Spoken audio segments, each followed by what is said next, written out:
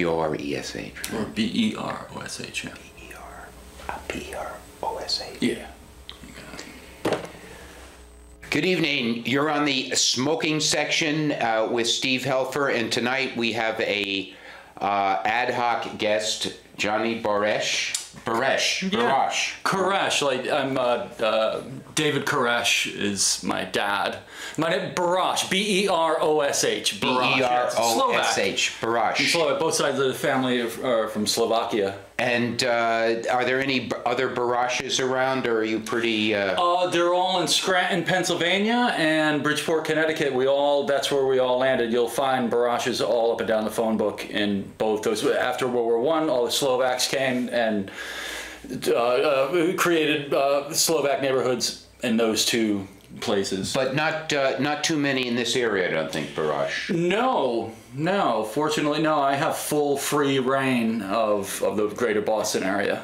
And you have a show on CCTV, which is once a month, and it's going to be on tonight. Why don't you give it a plug and just tell us a little bit about what it's about? Thanks a lot, Steve. We're going on at 7:30. It's called Clinical Depression, and it's about we just invite each other to kind of delay our own suicide until, the fourth Wednesday every month, the show, we keep it going. So you got something to live for, as it were. Yeah, right. Well, we trick ourselves into thinking that, and then, the show's been out for 9 months now, and we're all still alive. And you're pretty happy with the way it's going? Yeah. We right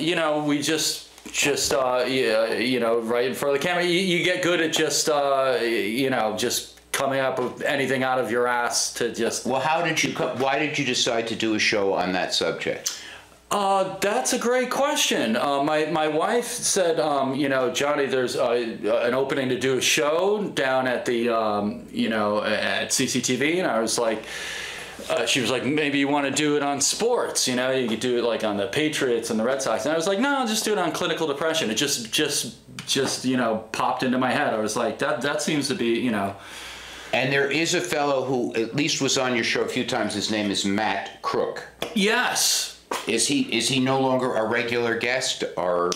Matt, I haven't seen him. He may, I think he's got a girlfriend now, so. Oh, that's too bad. He got what he wanted. He got on TV. Oh, really? The TV show got him a girlfriend. Wow, really? Now we don't see him anymore. Fantastic. Yeah. Fantastic. Good for him. Good for you, Matt. He's because I see him at the Gutman Library a lot, because he does cooking at the cafe, which is located there. Yes, at Harvard. That's right, because I am a retiree, and I get to use the libraries unto death. I didn't know that Matt was associated with a library. I thought it was just cooked at a snack bar. No, Gutman Library is kind of a student center at the School of Ed, and he's there, and I sometimes go there, and I see him occasionally. He's a good man. He will never steer you wrong. And he's also got a program on ZBC, I think. He does, called. It's some kind of psychedelic radio 60s show. rock, psychedelic. Yeah. I guess it's mostly psychedelic, yes. Right, yes. Matt, we had, had Johnny, we had Christina on our show, your wife, your lovely wife. Yep. And she is an unapologetic smoker. Absolutely, yeah, that's why I married her. Because she was an unapologetic smoker? Right. Right down the line, there's no apology for anything. Oh, that's a good, it's refreshing to be around that kind of. But now you're I don't know, you've lived through, you were probably smoking in the 80s, right? I began smoking for the first time in 1978. Okay, and that was, how old were you then? I was 11. Oh, okay. Hey, I started smoking when I was 11 too, by the way. So congratulations. Good for us. Hey. And once I gave it up for 6 years, and it was interesting because I had expected that I would feel, I'd be able to breathe deeper, and food would taste better, and I was a better person. And I didn't realize any of that. in those 6 years? No, I've quit a couple of times. As a matter of fact, when my dad died in 2004, I had my last cigarette at his open casket wake and didn't smoke again till I went a year and 9 months.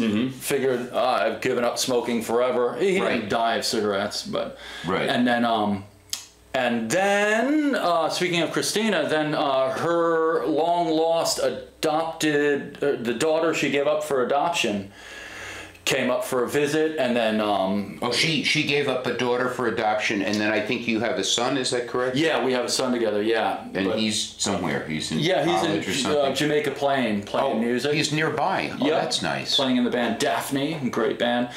So Lindsay, who Christina had given up for adoption in 1984, right. Reappeared in our lives, and I took her out for karaoke, and I got totally hammered, and she was smoking, and so like 1 a.m, walking her home, I was stumbling, I was very drunk, and then I said, hey, you know, can you give me a cigarette? And then sure enough, she was drunk, she gave me a cigarette, and I've been smoking steadily since then, since 2004 again. So. And did you feel any, you know, I meet people who tell me, oh, well, I can't walk up a flight of stairs because I smoke. And then, you know, and they have, well, I think a lot of this is kind of psychosomatic. Steve, can I tell you something? Since I'm telling you all my whole life story. If you don't mind, yeah. Let me tell you. Just between you and me. Yeah, nobody else has to know about this. This is one of the at the core of my family is our great-grandfather, who I just know him as Dadu, which I think is, I think it's a Slovak term of endearment of an elder, Dadu. And Dadu took a bullet in World War I fighting for Slovakia. Yeah. And his leg was all messed up. His leg was broken, shattered, whatever. It took him 2 years to heal, and he survived that. And then he gets out, and he had a cane the rest of his life. And then he was known as a walker in Bridgeport, Connecticut. He walked from East Main Street all the way down to the GE, the factory every day. And he smoked. He lived to 87 years old, and he smoked cigarettes. And he drank bourbon every morning. His doctor told him that he had to stop drinking bourbon because it would ruin his stomach, so he started adding milk to the bourbon. Drank bourbon and milk every morning, never stopped smoking. I always saw him smoking cigarettes, and made it to 87 years old. So, you know, if a bullet wasn't going to kill him, you know, a cigarette, you know, give me a break. It didn't kill him. So that means you are not completely convinced or persuaded, you know, I mean, because for example, we keep hearing, they like to use the term smoking is a lethal habit. Now, I don't know exactly what lethal is. I mean, because we all die at some point. Yeah. So life is lethal, right? I mean, you know, it might be for other people, Steve. Yeah. But for my family, it obviously has no effect on us as far as any negative health, you know, concerns. You know, look at Dadu. And so you gave up smoking, what did you say, 18 months or so? Yeah, right, a year and 9 months, 9, 12 plus 9, is, you know, yeah, something like that. Now, did you notice any improvement in your health? None. None whatsoever? No, I put on 30 pounds. Oh, really? I put on 30 You're pounds. You're a pretty thin guy, though. I am. Yeah. I usually keep my fighting weight is about maybe 175. You don't look 175 to me, but maybe you're tall. You know, I was down to 162 after I ran the Philadelphia Marathon. Is that and had a cigarette before the marathon, and then as soon as I couldn't wait, that's why I hung in there the whole race. I was like, I got to get back to my cigarettes, and then, you know, I got a picture of myself enjoying a cigarette after running the marathon, and so. It didn't seem to do a lot of lung damage, in other words, in your case. No, and then, you know, cigarettes curb your appetite, so, you know, I've been able to keep my weight down. You know, I ballooned up to, you know, 210 pounds. I was getting fat, and the only way I was able to lose the weight was start smoking again. And as I mentioned, you know, marathon running while smoking, I think adds style points. It adds, you know, sort of another degree of style and, well, you know, and challenge. It's kind of funny When I was in high school, there was a guy who was a long distance runner, cross country. We used to call it cross country. And I heard him tell another person, this is purely anecdotal, but he said, you know, it's funny, I had a cigarette before the race, and you know, he wasn't supposed to smoke. They weren't supposed to smoke because, you know, they told him, you know, athletes, you know, and he said it was the best, he got the best time he ever had. So, you know, I mean, it's just something that kind of stuck in my mind. Oh, yeah, yeah. Look at, you know, all the baseball players smoked throughout, like in the 70s, like Carl Yastrzemski. Mm-hmm. Would, you know, you duck into the clubhouse, get a couple drags, you know, it's great for stress. It's really do you think this calming. Anti-smoking movement is going to be successful? I mean, they envision. They've brainwashed all the kids. I remember, you know, when I got like my first office job when I was like in early 30s, and I was working with these kids in their early 20s, and they were like, "You smoke?" Mm-hmm. I was like, "Yeah."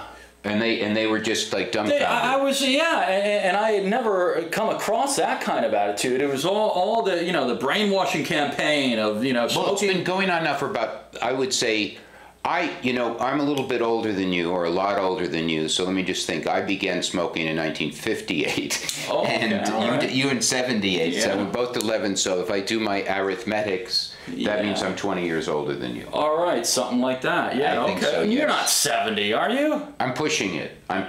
Yeah, I'm turning 50 in a couple months. Okay, so look at me. You smoking since I was 11.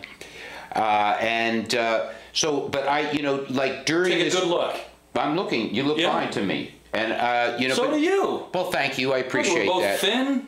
Well, that I've got going for me. That's somewhat a matter of luck, but I think. But the cigarettes help for sure. They definitely help.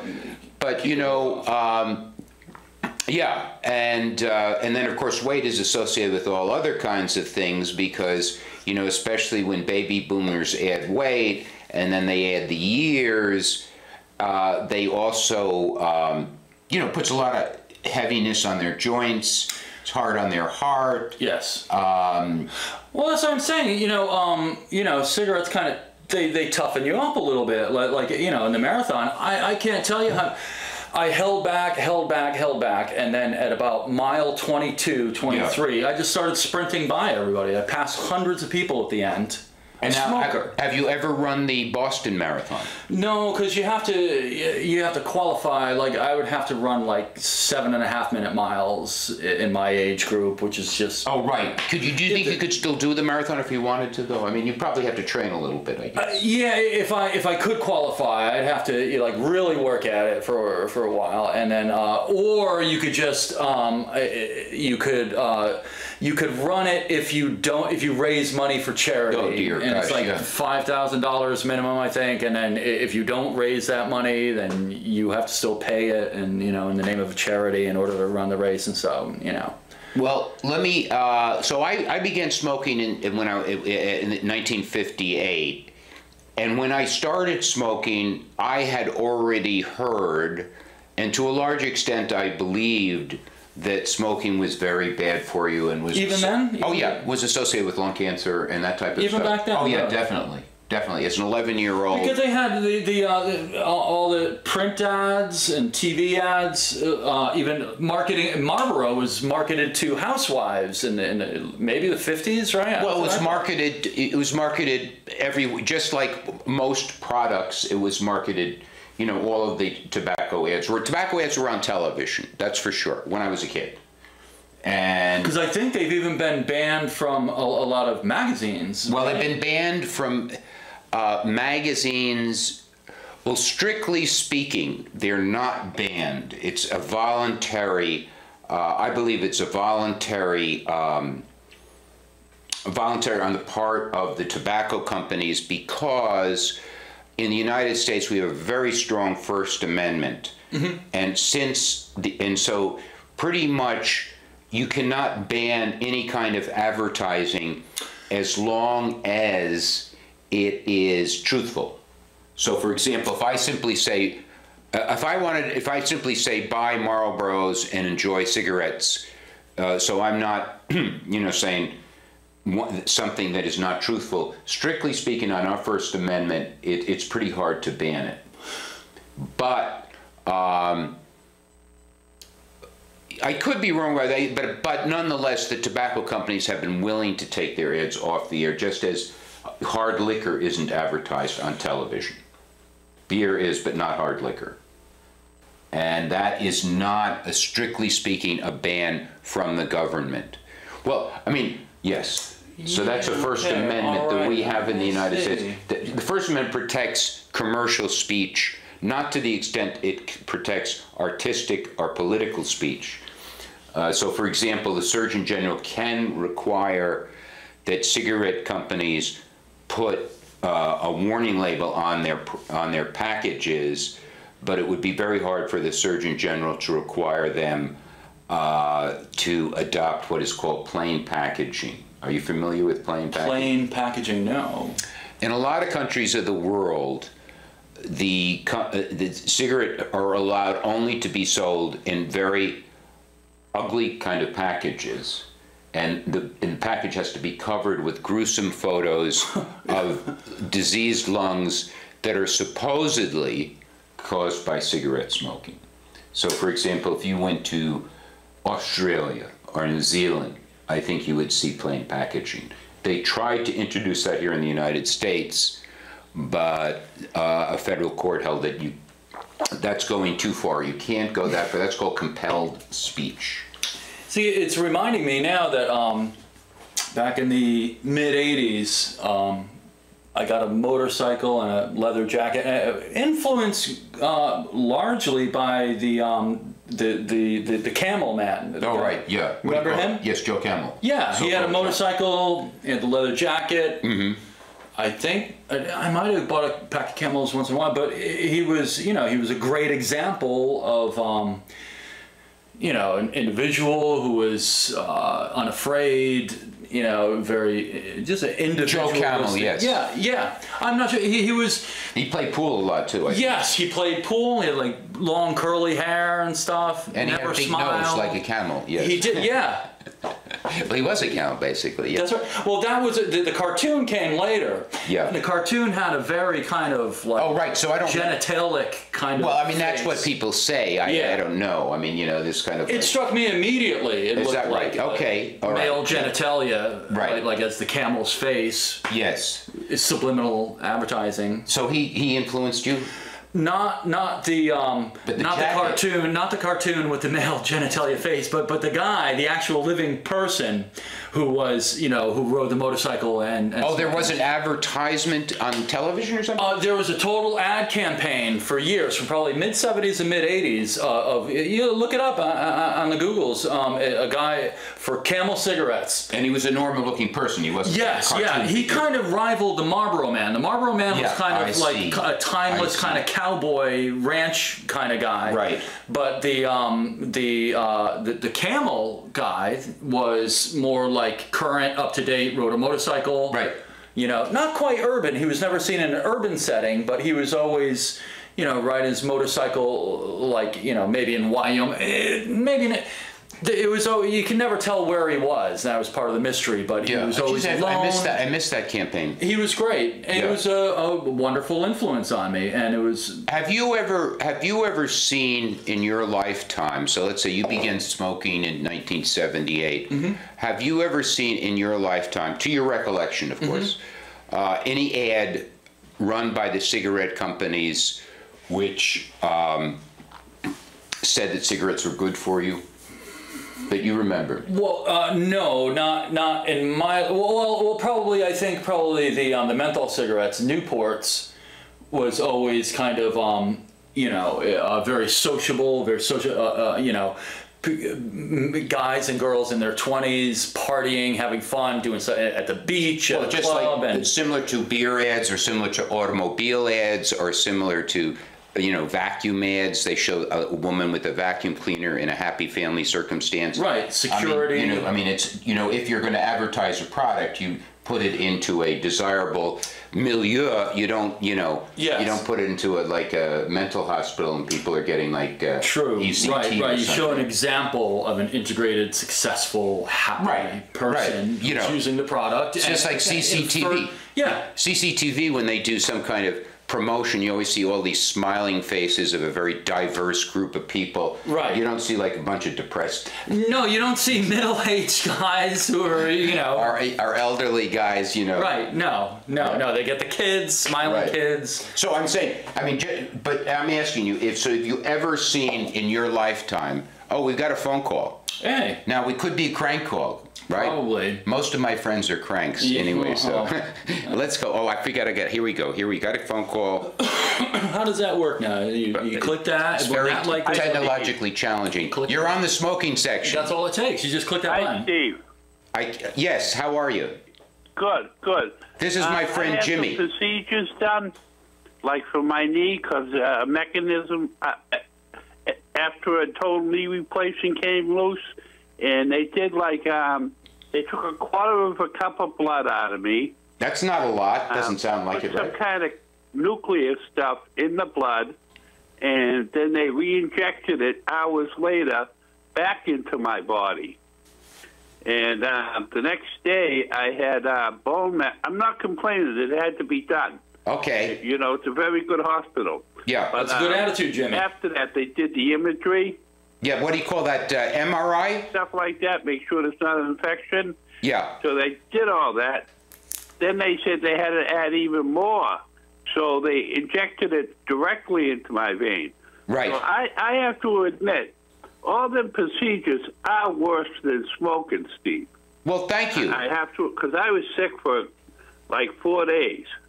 I mean, nausea, forgetting conversations. So, you know, I mean, if I was to smoke for that amount of time, that wouldn't have done any damage compared to the nuclear stuff they put in my body. That sounds scary. You know, I mean, yeah, what do you think of what Jimmy's telling us? He's one of my... Yeah. Well, so Jimmy's not giving up smoking, right? Well, unfortunately, Jimmy quit smoking a long time ago, I think. You did, Jimmy.